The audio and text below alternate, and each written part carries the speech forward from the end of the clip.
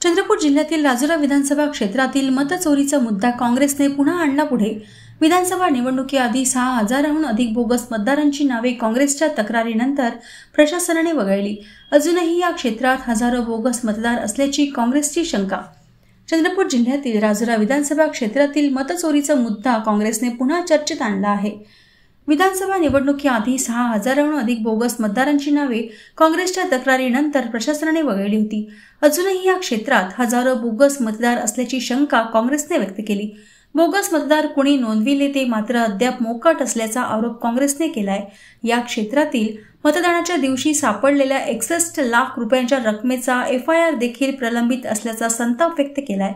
निवडणूक आयोग या बाबतीत नाकर्त्या प्रशासकाची भूमिका बजावत असल्याचा आरोप काँग्रेसने केलाय। काय करता येईल मतदान चोरीच्या प्रक्रियेमध्ये मी सर्वप्रथम राजुरामध्ये जेव्हा मत वाढले त्या संबंधामध्ये निवडणुकीपूर्वीच माननीय कलेक्टर आणि SDO कडे तक्रार दिली होती।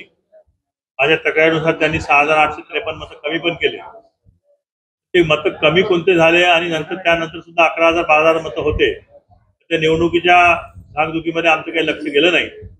पण जेव्हा आमचे नेते मान्य राहुल गांधी यांनी जो मुद्दा उपस्थित केला तर आम्ही सुद्धा मग थोडं काशूत झालो आणि आम्ही सुद्धा गावागावी जेव्हा चौकशी करायला लागलो त्यावेळेस आम्हाला गडचंदूरला सुद्धा 1600 मतं जास्त आढळले।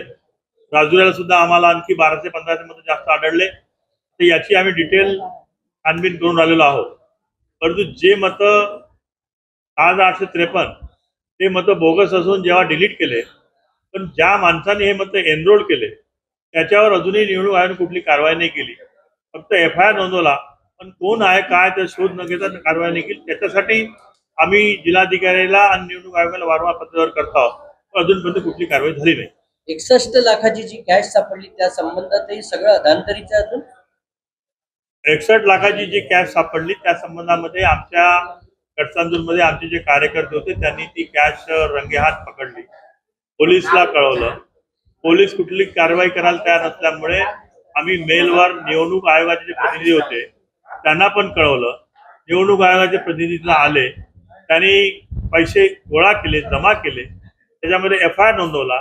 त्या FIR मध्ये स्पष्ट असंपणे म्हटलेलं आहे की भाजपचे प्रत्याशी श्री देवरावजी भोंगळे आणि त्यांचे 4 सहकारी, त्या सहकारी नाव पण आहे, त्यांच्या विरोधात त्यांनी FIR नोंदवला। आणि आता नंतर मग निवडणूक सुरू असल्यामुळे आम्ही निवडणुकीची गडबडीत होतो। पण आता जेव्हा आम्ही चौकशी केली त्या FIR बद्दल त्यांनी कुठलीच ऍक्शन घेतली नाही। तो FIR त्यांनी NC केलेला आहे। आता मी पुन्हा SP ला भेटलो तो मैं बोला NC कैसा किए तो उसमें कुछ भी नहीं मिल रहा। बोले तो बोला फिर पैसे किसके आए वो? तो पैसे इनकम टैक्स को हमने लिखा है, बोले इनकम टैक्स जो इनकम टैक्स जैसा बोलेंगे वैसा करेंगे।